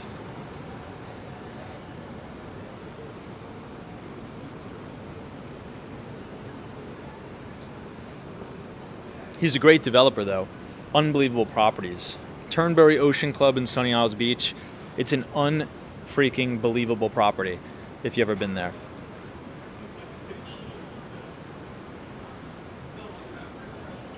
This is the Rockettes. I think last Friday... Oh, what does this say? This says attention customers biometric identifier. So if you want to come in, you have to get scanned by the biometrics. Now, totally off topic here. Anybody just have flown recently? So I was waiting in line, and the gentleman in front of me was arguing, this was a while ago, was arguing with one of the TSA people because he didn't want to step in front of the biometric scan thing. You know how you hand the guy your ID and, the guy or the girl says, okay, step in front of the camera? Apparently, you don't have to step in front of the camera. And if you request not to step in front of the camera legally, they just have to let you go. I had no idea, but it's true. So the TSA is collecting, a ton of biometrics data on everybody, but there is and opt out. If you just go up to the TSA agent, hand them your ID, and you could say, hey, I don't want to do the biometric scan. Apparently, you don't have to do it. And I tried it one time, and they said, yeah, sure, no worries. It's so weird. It just goes to show, if you tell people to do anything, most people will just randomly follow it mindlessly, including myself. I thought it was a mandatory thing, but this is just a way for the government to collect more data on us. Anyway, but yeah, you can look that up. If you Google the biometric scans at the TSA, it is totally 100% optional, and they're supposed to tell you it's optional. And they were fighting with the guy in front of us. I don't know.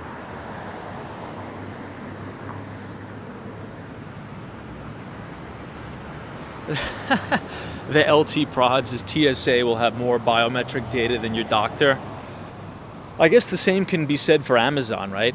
Because with Amazon, you could pay with your fingerprint or your palm print. Anyway, I just thought it was interesting to bring up.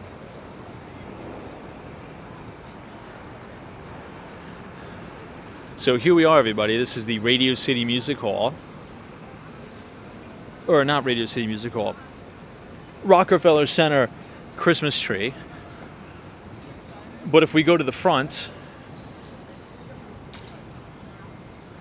of the tree, you'll see the 2024 Rockefeller Center. What would you call that? Like advertisement, something like that? JD says, Tom, the audio is amazing on this stream. Yeah, I've been playing around with some of the audio settings on the microphone.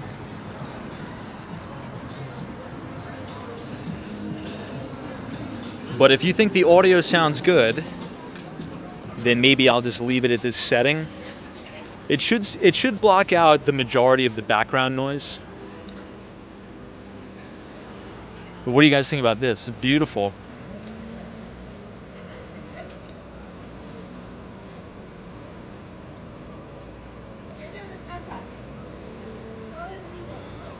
These American flags look awesome too.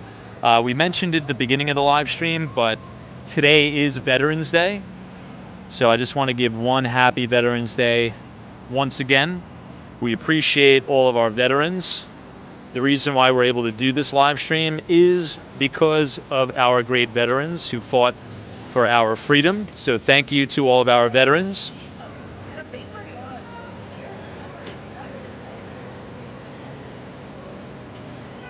This is actually a pretty good John Mayer song, if you want to look it up on Apple Music or Spotify. It's a pretty good tune.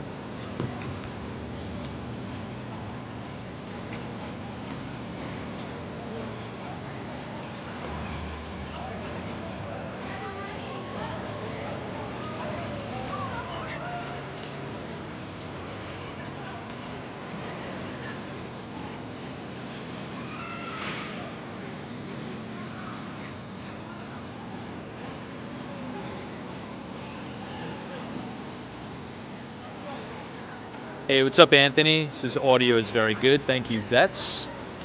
Thanks for joining. Town now says, what's the temp?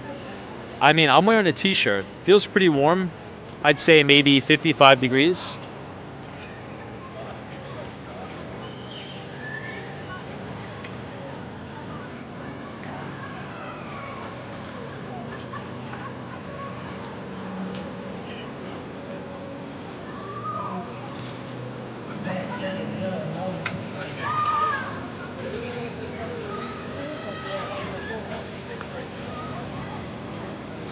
Yeah, Esmeralda's is not that many people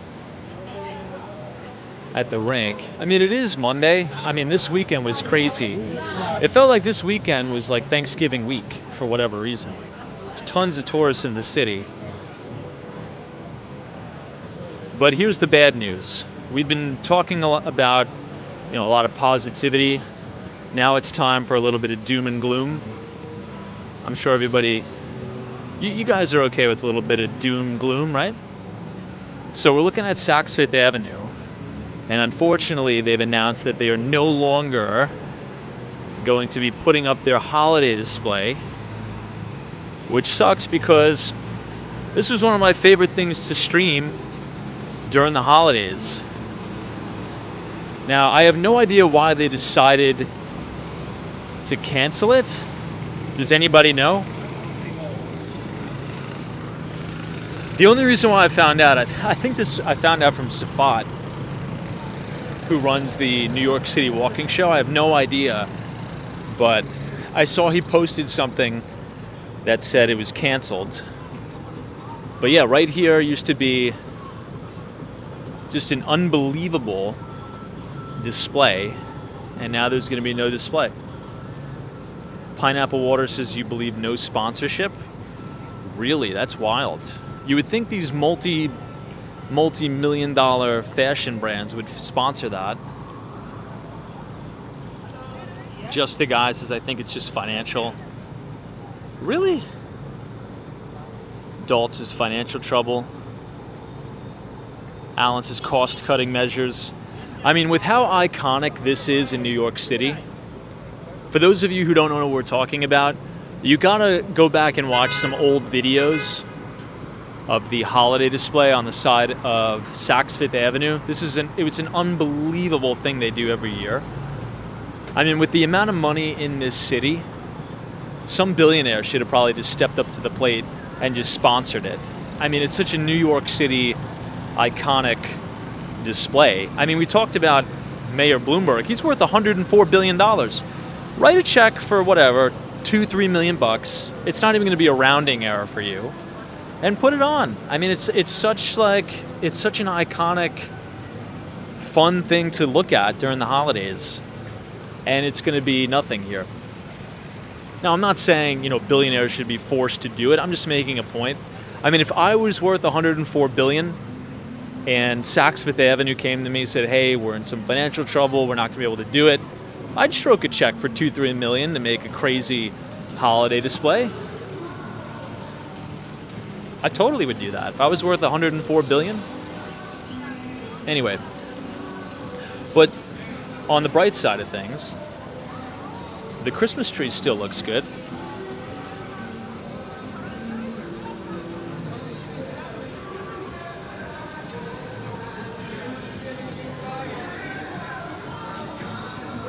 Yeah, it's true, and you'd get very good press.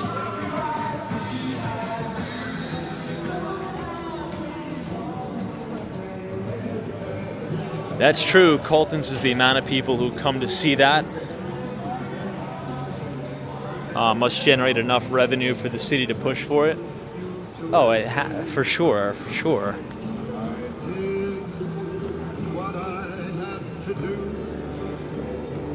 Oh, totally. T-Mac, I agree. It's easier to say what someone else should do with their money, and everyone cares about different things. For sure. That's just like a one-off comment saying, if you think about the amount of wealth in this city, I'm sure there's one billionaire that's like, what? They're not going to have it this year? I would have sponsored it. But I totally get what you're saying.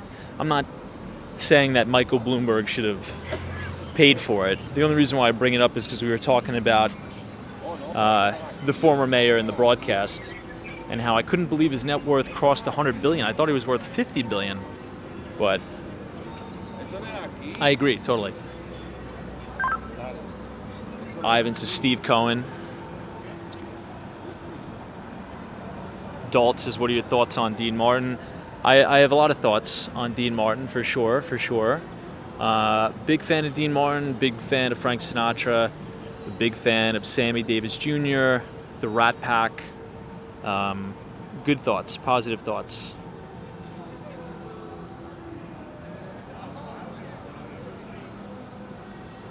Hey, what's up, Leslie? Cheers. Yeah, Hawaii says it's only a month. It's still a month away from Christmas. Maybe someone will step up. It's possible.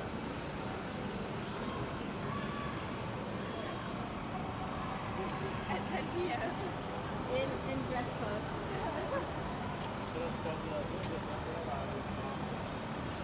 Dale says, how much do you think it cost last year? That's actually a really good question. How much do you think that holiday display cost? With everything with the electricity and all that, I'm just going to throw out a random number. I'm going to say $5 million. That could either be unbelievably too high or unbelievably too low.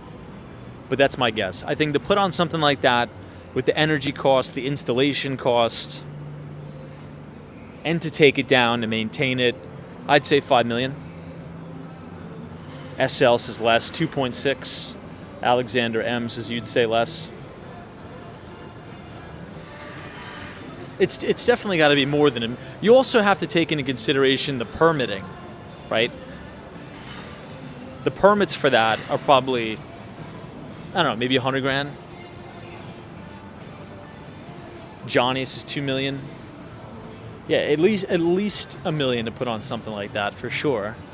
Ooh, I think we're making these guys do extra work here. Sorry, man. Thank you. Thanks so much. We're almost locked in.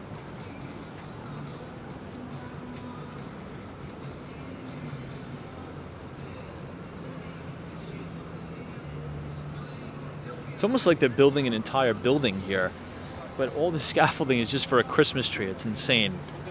That's kind of the perspective of how big New York City goes for the holidays. Hey, Junior, thank you so much for your very generous $20 donation. Since I know you love a good espresso or coffee, enjoy tomorrow's coffee on me. Love your streams. Thank you for your very generous donation. And thank you for enjoying the streams. I appreciate it. And it will go towards coffee for tomorrow. Absolutely. Thank you very much, Junior. I appreciate you. Always appreciate the support. SL says, does New York use cash or is it all plastic? If you go, it depends on where you go. If you go to Chinatown, there's a lot of places that are still all cash. If you go to Flushing, Main Street, like out in Queens, I would say most of the good, like underground places are all cash. Slowly that's changing, but there's still a lot of cash-only institutions in New York.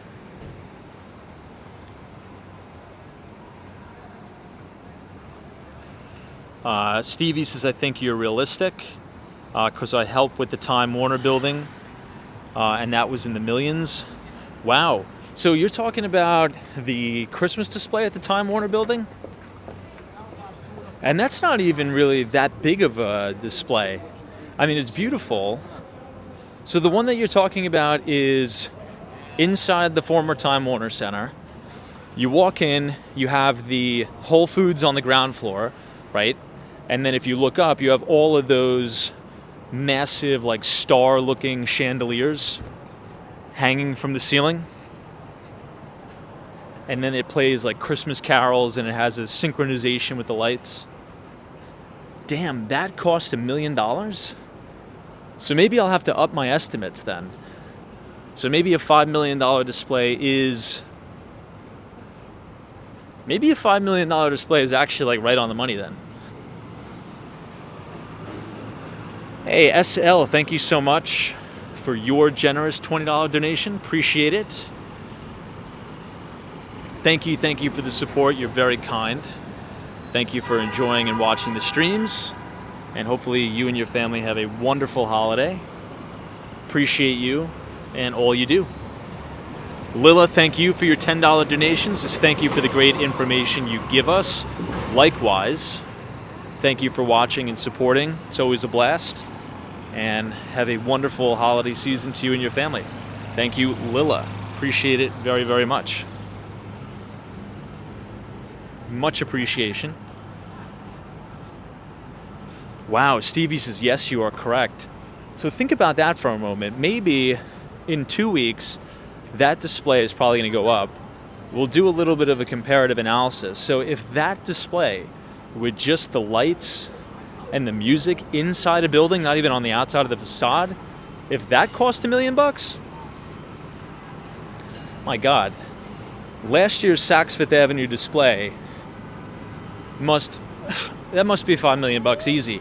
Now, it seems like everything, if you have to have a contractor do anything, it's ridiculously expensive. I'll give you a very, very small scale example. So I'm dealing with not really a tenant issue.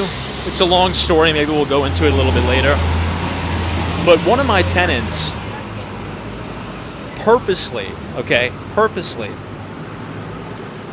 threw massive amounts of toilet paper and other products, right? You can just kind of use your imagination, down the toilet. Literally all at once, right? And it turns out, again, long story, I can't go into it, but it turns out this is what she does. Like, this is her thing. She goes around to people's homes and destroys their plumbing. So so the plumbing backed up. It was a mess. Thank God, and I'm on a septic system. So for those of you who don't know, if you think about the septic system, right? You have your main line that comes out of the house, and then you have the release, which is kind of like a backstop release. I don't know the exact terminology of it, but it's essentially where it's like the cap, right? So if the clog is here and the septic tank is here, all the water will go up here and it won't back up into the house. That's kind of like the septic release. But if the clog is here, everything will back up into the house and you'll have sewage and water all over the house. So good thing it got clogged way down the main line. So I just had a huge flood in the backyard. But just for them to jet out the clog, right, and use the mechanical snake, it was over $300.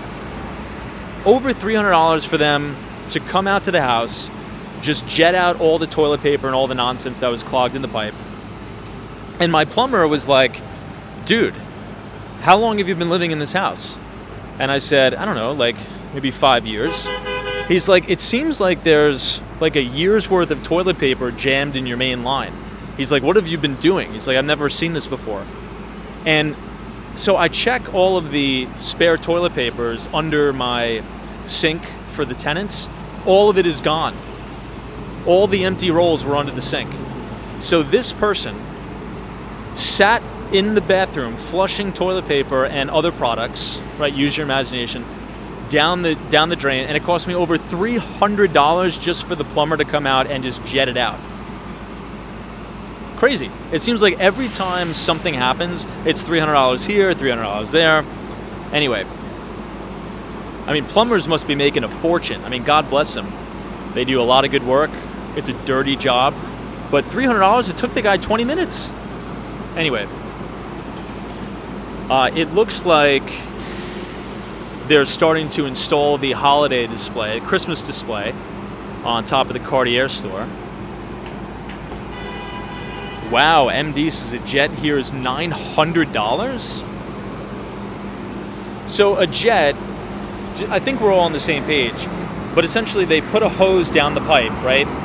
And it's this very pressurized like hose, and it blows water down the pipe to release all of the clog. I mean, that must be an extremely high margin business for them though. $300 for that? Again, I try to negotiate. I mean, originally the guy I think quoted me $500. I'm like, there's no way it's going to be $500. And I think I got him down to $3. But still, that is a very, very high margin business. It took the guy 20 minutes. He did a good job. He earned his money. But still. Wow, Lilith says $300 is cheap. Soho Joe says snake. Well, that's the thing. I have basic plumbing supplies. I have a snake at the house. And for the life of me, I was out there for 20 minutes. Well, more than 20 minutes. Probably like an hour. And I mean, it felt like there was like a concrete in the pipe. There was no way the snake would have gotten that out. Western Mass Dave says, Tom's so funny. I just had a septic tank back up at my apartment building. On election day, no less. Oh my God. Now, septic systems are kind of a pain in the ass, But if you just maintain them properly, it's no big deal, right? You can still flush toilet paper down there. But here's another tip. So my house, I have a cast iron main line. Okay? Which means, now when I bought the house, I did all the inspections, and I saw that my main line was all rusted and corroded. And, it's supposed to be like this thick. Mine is like this, because it's years and years of buildup and corrosion.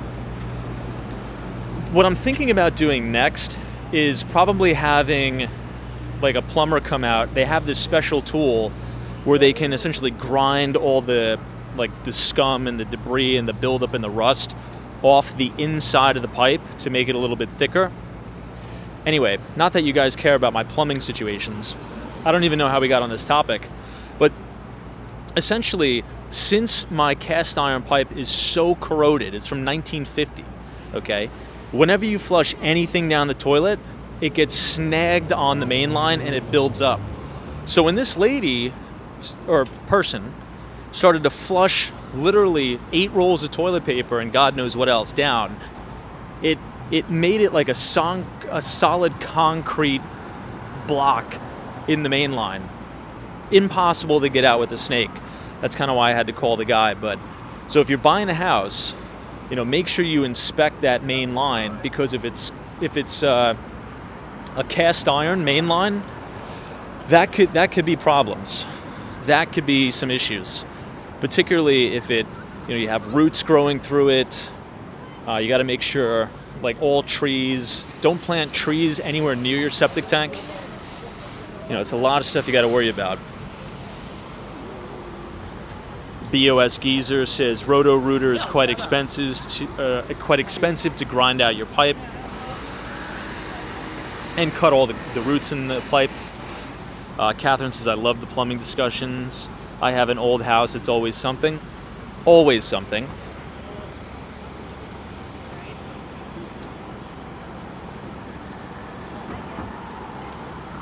Wow, Western Mass Dave says, Tom, I have old clay pipes.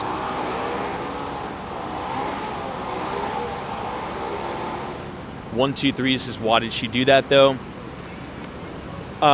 She did that because, unfortunately, I think there's some sort of issue with that said person. And I got word from another landlord in my neighborhood that she did the same exact thing to that house. And it turns out this person, that's what she does for whatever reason. She goes around to homes, she signs a lease, she pays on time, but she just clogs people's pipes. That's what she likes to do. It's crazy.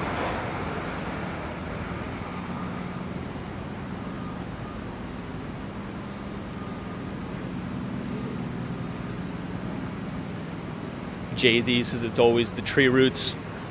Well, another thing I was looking up on YouTube the other day? So apparently there's this new technology, right? So if you think about a very, very old house, like my house is very old, with those cast iron pipes, you're able to grind out the inside of the pipe almost to like bare bones, right? Where the pipe wouldn't be functional. And they can blow some sort of fiber, I don't know if it's fiberglass or whatnot, through the pipe to essentially make that pipe brand new in new material, if that makes sense. Because if you think about, back in the day, if your main line that was cast iron broke, you would need to replace that entire main line. The biggest issue in the state of Florida, because if you think about Florida, we don't have basements. Right, it's impossible to have a basement in Florida. It'd be flooded. We have all porous limestone. So your main line is in your concrete slab. So if something goes wrong with your main line and it breaks, guess what? That's a $50,000 job, because you have to jack through your main line in your kitchen and replace that pipe, then replace the hardwood flooring. It's a nightmare. So there's this new technology. Again, I'm not an expert. I'm just watching YouTube videos on it, where they can grind out the pipe, okay, and blow some sort of material through it that reseals the pipe, and it's almost like you have a brand new PVC main line without having to go through the concrete slab, which is interesting. So I think I might do that, not anytime soon, but maybe 2027, I'll have to budget for that. I have some sort of, so every time I collect rent from a tenant, I allocate a percentage of that rent for exactly this. Like if, I need to call a plumber, if I need to call an electrician, if the roof leaks, whatever, I allocate a portion of that rent as like a working capital budget to do these projects. I think that's what I'm going to budget for 2027.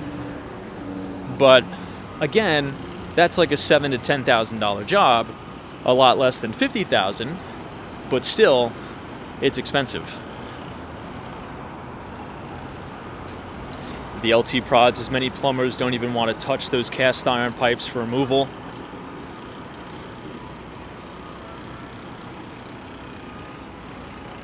So I got a really good deal on my house because the septic tank needed to be replaced.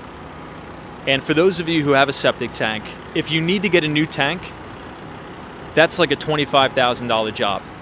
Because in the state of Florida, what they need to do is they fill the old septic tank with sand, and then they have to find another spot in your yard to install the septic tank, right? But I knew some people in the construction business, so essentially what I did was I had a company come out, pump the septic tank, pressure wash the inside of the septic tank the next day. And then while they're doing this, you can't use the house, by the way. This is just a trick if anybody is having issues with their septic tank.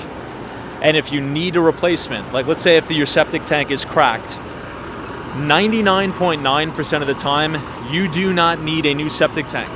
This is what you do, okay? Listen very, very close. You pump the septic tank, you hire a company.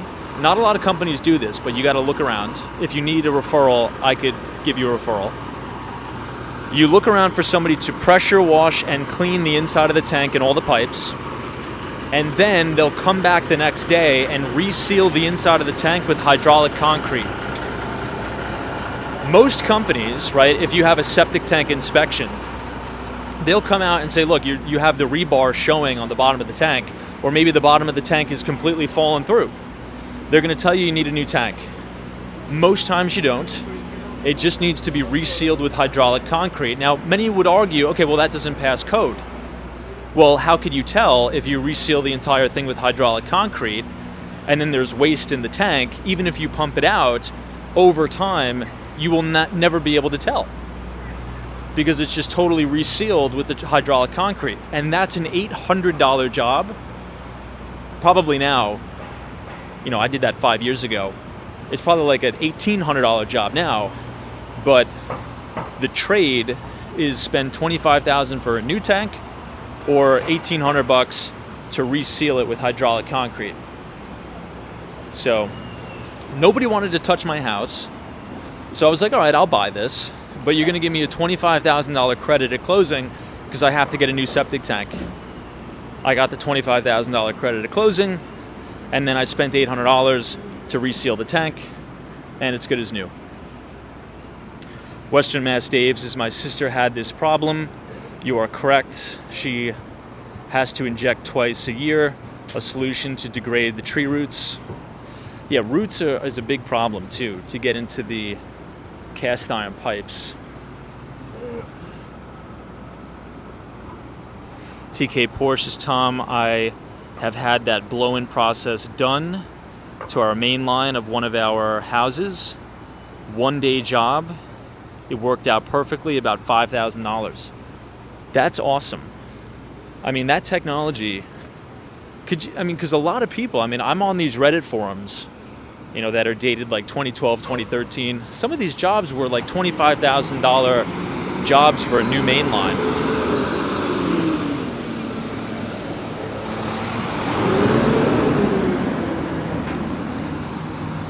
Anyway, guys, this was a good conversation. Very, very fun stream.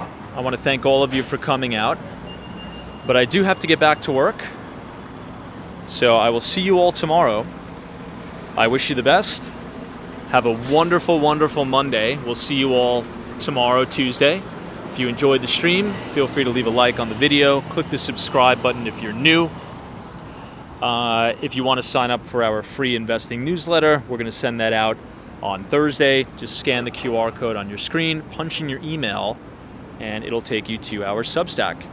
But until then, the LT Prod, Soho Joe, MD, thank you so much.